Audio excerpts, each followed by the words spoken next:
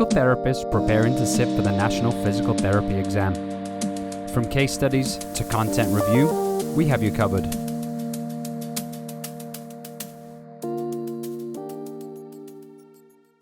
And welcome back to the NPTE podcast. This is Will Crane, your host, joined again by the illustrious and incomparable Mark Stevens. Thank you so much, Mark, for spending your time. Appreciate it. Yeah, thank you. I thought you were going to forget part of my intro then, my name. The incomparable part? Yeah. Well, yeah. Well, you know, sometimes I'm notorious for forgetting things, but appreciate you taking the time. Today we wanted to talk about some of the important things that you need to know heading into the July NPT. We're recording this in June of 2021, and so the July NPT is coming up right around the corner, although most of the things we'll talk about will apply to quarters down the road.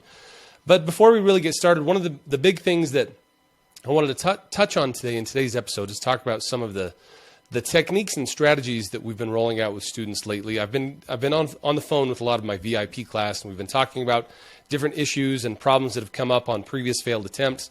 I want to make sure that we give you the tips and tricks and strategies so that on test day that you've got all the techniques you need in order to just absolutely crush it. But before we get to that, just want to remind everyone that we do start our PT crash course that's coming up the first week of July. We start this 3 weeks before every NPTE test date. And Mark's been really involved in helping us get some of the content. We've been improving content, improving structure. I guess, do you want to tell us a little bit about what you've been up to in the crash course? Yeah, so we feel like we had a really good year with the crash course in kind of launching that in 2020 and then into the early part of 2021, and we've just kind of we've tweaked it and we've kind of changed a few things around, and it's been really good, and the feedback we've had from people has just been amazing, from both PT, PTA, has been really good. So what we've done this time, we're kind of we're just about to enter the second week of PTA. And then we're going to be launching PT now coming up in early July. But what we've done to change around this time, we've added some extra coaches in, which is good. So you don't just get stuck with Will and myself. So we've got some other coaches in, and we've got just a lot more variety in the way things are presented. So as far as if you've got 3 or 4 different people giving you tools and tricks and various things about ways to remember stuff for the exam, it's going to stick better because you've got all of us coming at it from a slightly different angle. So that's what we've done this time. We've launched extra coaches, and it's going to be a really good course, I think. So yeah, there's still time to sign up for that. You can still get in with cohort discounts or group discounts. We kind of want you to get at least like 5 people in with you.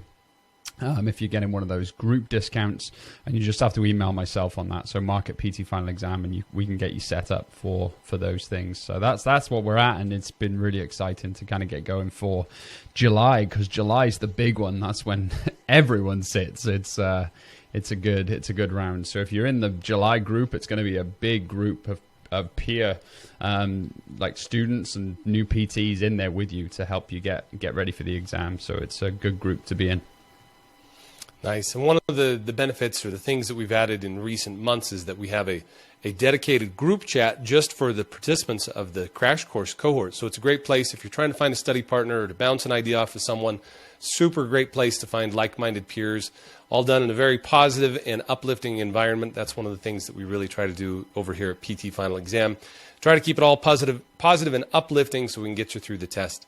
And like Mark said, one of the things that I've noticed is that a lot of students, while there's lots of commonalities in the way that a person studies, there are lots of uniquities, things that are unique when a person is studying, meaning that some people are very visual learners, some people are auditory learners, some people like to draw out the logic from point A to point B, other people are more memorizers. So we try to vary that up to really make it fit a general approach for as many students as possible. I will warn you that the crash course is a little bit like drinking from a fire hose. It's exactly We're trying to go through as much content. We go through as much content as quickly as possible so that you can at least have heard it and seen it again right before test day. And so that's the real key, is that it is very literally a crash course. And the students who take it, it improves their scores on practice exams, and obviously it gets them through the exam just rave reviews. I hope you'll check it out. Just go over to ptfinalexam.com and find all of our courses there, including the PT crash course. And we run this every quarter. So if you're targeting down the road, just go over to ptfinalexam.com and you'll be able to find the latest crash course, find all the latest and greatest. So yep, and that's with PT that, and PTA. So you can both. Yes, both that's right, in. PT and PTA. And so with that, let's go ahead and dive into some of the tips and strategies that we've been helping students through in the last little bit. So as a part of my VIP, or as I call my VIPT class, as a part of my VIP class, we spend a lot of time on the phone. We talk about different issues and problems that arise. Very often I'm working with students who are either poor test takers, or they struggled with their comp exams in PT school, or they've had a failed attempt. And one of the main things that's been coming up more and more lately is exam anxiety or test anxiety. Now, test anxiety comes in a lot of different forms. Some people have a very, very minor form of test anxiety. Some people have very severe forms of test anxiety. The bottom line is that it reduces your performance. And so I wanted to talk about some of the tips and techniques that I talk about with my students to help them get through the test with as little test anxiety and test fatigue as possible. So I guess just to first define our terms, on the exam, it is a high-stakes, high-stress environment. It means that everything's riding on this test, and some people, they really feel the weight of that high-stakes exam. And I dare say almost all of us feel that when we're taking a high-stakes exam. The interesting part is that the way that we react to that high-stress environment can differ quite significantly from very minor to very severe forms of test anxiety. So as far as some of the general tips and tricks, and Mark, feel free to jump in here with any of the things that you've been talking with students about. But basically, when it comes to test anxiety, the overarching principle for anxiety is that when you're in control, you feel less anxiety. When you feel like you're out of control, you feel more anxiety. And that's what increases that stress. So on the list of things that you can control, we'll start with the most simple things. The simplest things include understanding where the test center is, how to get to the test center, what time you should arrive at the test center, what types of ID to bring with you to the test center.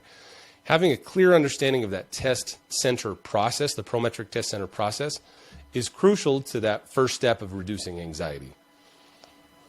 Yeah, it is that original thing, because like I've heard stories of people who have all of a sudden they'd be driving to the test center and there's a road closed, or they get into the car in the morning and they've got no gas, or something like that. These are all things that are just going to take you from here like up to a level that you just increases your anxiety. If you're like gunning it to try and get to the test center because you've only got 10 minutes left before you're going in, you're not going into the exam in a very clear, easy like frame of mind to do things. So I kind of always advise people, do a test run day before, and on that test run, fill up with gas.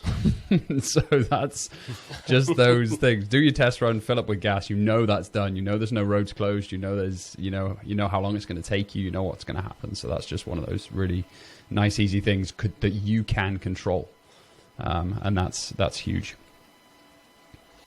Nice. So as you're in control, you'll find that anxiety is reduced. So the other thing, one of the other big parts of being in control, is being in control of your study process.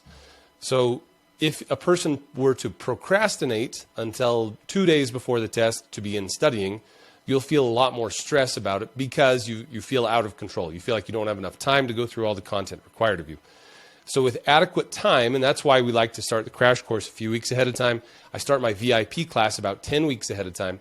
And it really just gives a person a chance to steadily go through the content. And that's my other piece of advice, is being in control of your studies, so that when you sit down to study, you're in control of the environment. You're in a place that is either familiar or quiet, something that improves your ability to focus and concentrate, but also have a plan for how you're going to plug in your content that you're studying into your chunk of time that's available. So chunks of content into chunks of time, and then work steadily through that. If you work a plan, what is it? If you fail to plan, you plan to fail. Like that. And so this is right along those lines, that by having a strong idea of what your study strategy or study plan and schedule is, then that will remarkably reduce your test anxiety, because you will feel prepared. And again, when you feel prepared, it tends to reduce that stress. Even if it's only a little bit, we'll take every little bit we can get. Yeah, so planning it out, knowing what you're going to do. And I feel like with the crash course, we already talked about crash course, but that's one of those where we've picked the topics we do on the crash course, musculoskeletal, cardio, neuro. We pick those because they get you the most points in the test.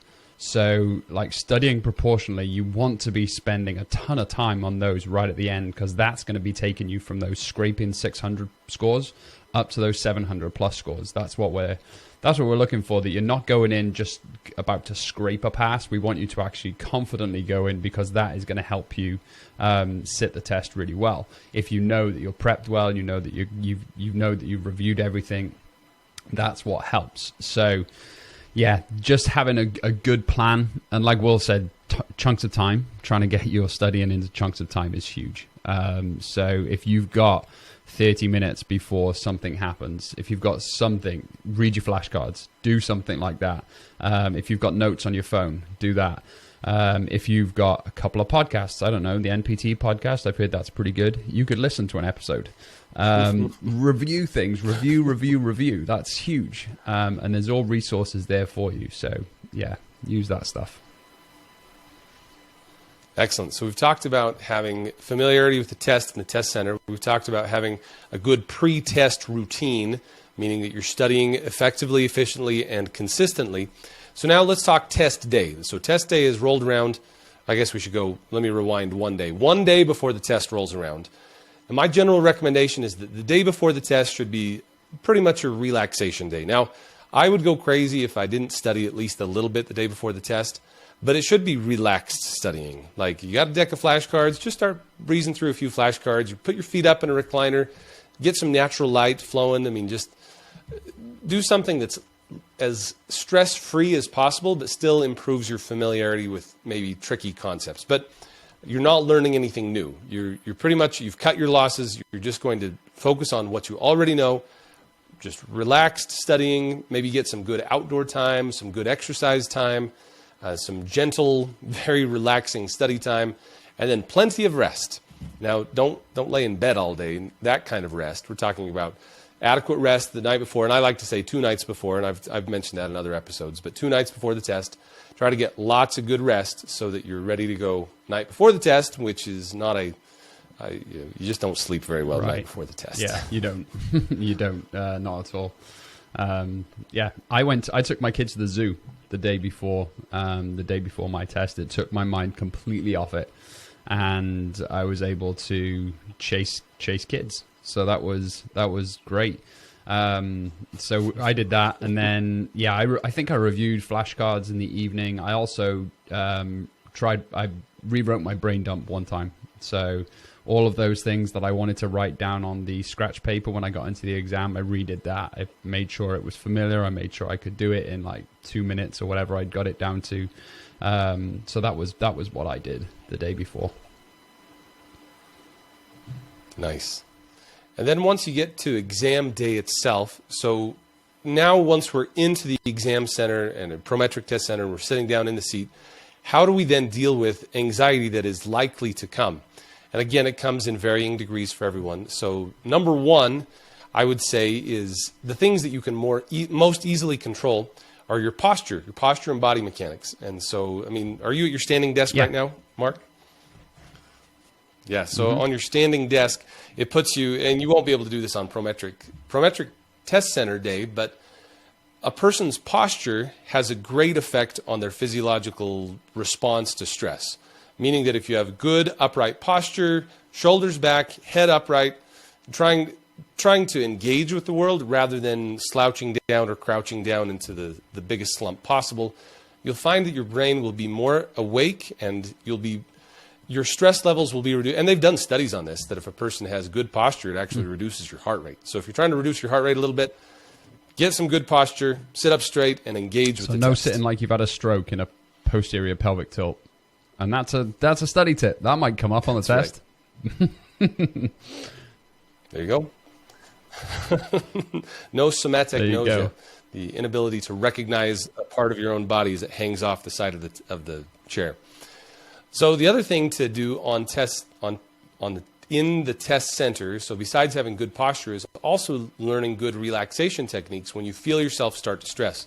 So like when I start to feel a little anxiety, I feel like my eyes jump across the screen, like I'll jump from the first word to the last word, top to bottom, side to side. Like I feel like my eyes won't focus on the thing at hand. And so how do you get that to calm down so you can read more methodically? So number one, this comes before the test. You practice what you'll do with questions, meaning that you'll be extremely methodical. You'll read the first sentence, the second sentence, the third sentence, whatever. Just go straight through in a very methodical way, and you practice that, and it becomes, we'll call it motor memory, but it's not muscle memory. What is it? It's going to be just memory. I'm trying to go methodically through the test questions. Other things you can do are when you feel yourself starting to stress out, take a little mini mental break. This is where, I mean, optometrists, they talk about this all the time. You're supposed to let your eyes rest for 20 seconds looking at something 20 feet away every 20 minutes. And so it's that 20-20-20 rule, trying to relax your eyes, give yourself a moment to refocus. Another technique you'll see, and there are varying ways to do this, but the gist of the technique is to refocus yourself to where you currently are. So rather than let your mind race to, I have to pass this test, I can't believe, if I don't pass this test, I won't get that residency position or whatever.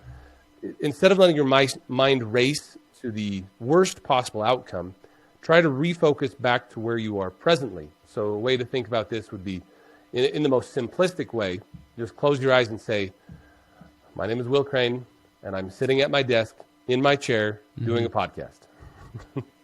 And refocus yourself to what you're doing at this exact moment, and that will help distract you, or at least pull your brain back from the worst possible outcome into a more present-minded state of mind.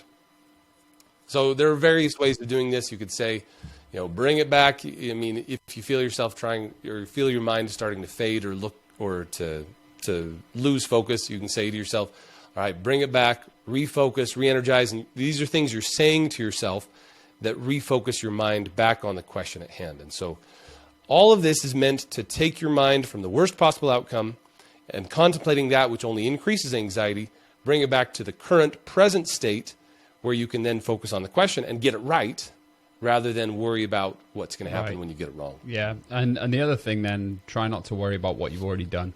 So when you've submitted a block of 50, it's submitted. You can't do anything about it. So try not to worry about those. Try not to worry about the impact of those questions and that. You just got to focus on the new 50 that are coming forward for you. So so think about that. Just make sure you're kind of going through and you're taking each section as a section, and then you kind of move on to the next section. Forget about the last one. Forget about the first one. Forget about all of those specifically for test day. The other question that I get that comes up a lot is the wait after. How do you deal with the wait afterwards? And honestly, it's really tough, because like you sit the test, you click submit, you leave the test center, and then you've got to wait a week. And I mean, this last few rounds with COVID, it's been even worse because they've had a testing window. So you've had some people who have been able to get their result within a week, and then some people who took the test on like one of the earlier days, they then had to wait 2 weeks, 2.5 weeks before they got their results. So everyone's like, oh, I'm dying inside. Especially in our peer forum on the Telegram app that we use, people are going, oh, has anyone seen results yet? Has anyone seen results yet? And it's really funny when the results get posted, someone will put, the results are out, and everyone just goes nuts. Results are out. And it's like, I passed.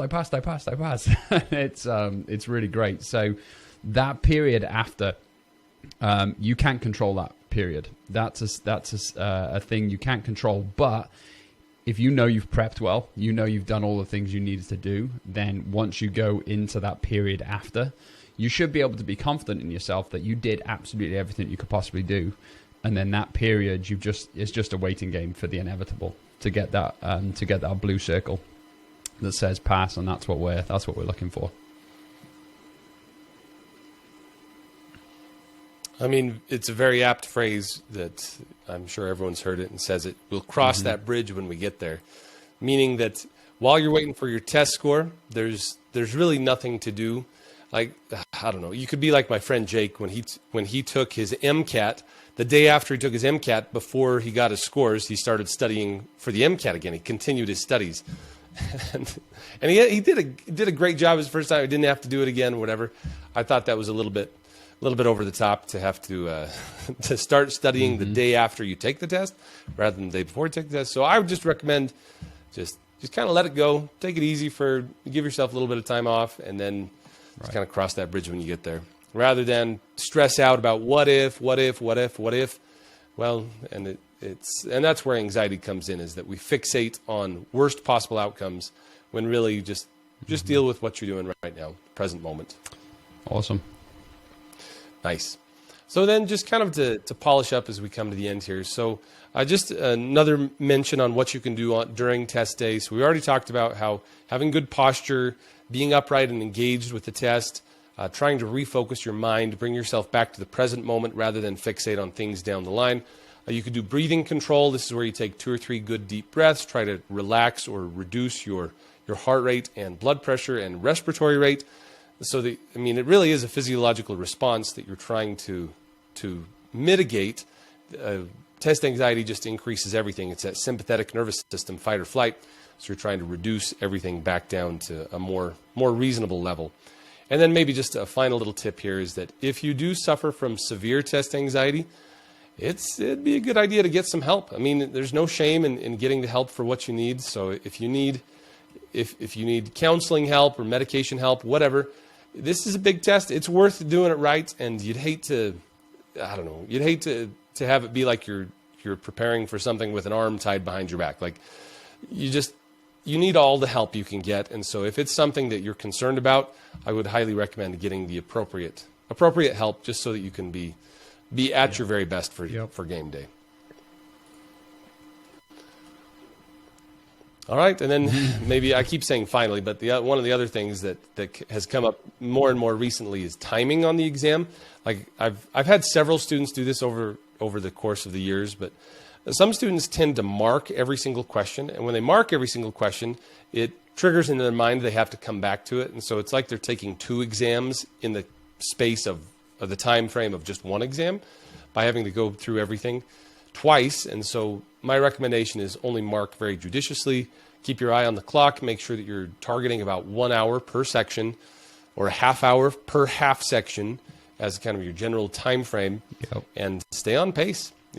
Use that break after section 2. Take a little break. Get a drink of water, hit the bathroom, do a few push-ups in the hallway or something, and then get right back in and stay calm. Focus your energy on where you are presently, deep breathing, good posture, and just absolutely crush it with an 800. Yeah, that's good. Okay, so with that, we'll bring today's session to a conclusion. I hope you check out all the other episodes on our podcast. We go through lots of the content outline. We'll be continuing our way through the content outline as we go through. If you do have any questions or concerns, you can always head over to ptfinalexam.com. If you have a cohort that you'd like to take through for a discounted rate, just email Mark at ptfinalexam.com. He can get you hooked up with a sweet discount. And if you want any of the tips, tricks, or any of the other things that we mentioned in the podcast, go over to ptfinalexam.com/podcast. And as always, leave a 5-star review. Yes, it really helps us get the word out. So I really appreciate those of you who have done so already. It's super, super great. It helps us get the word out. Really appreciate that. So with that, Mark, thank you so much as always, and we'll catch you in the next episode.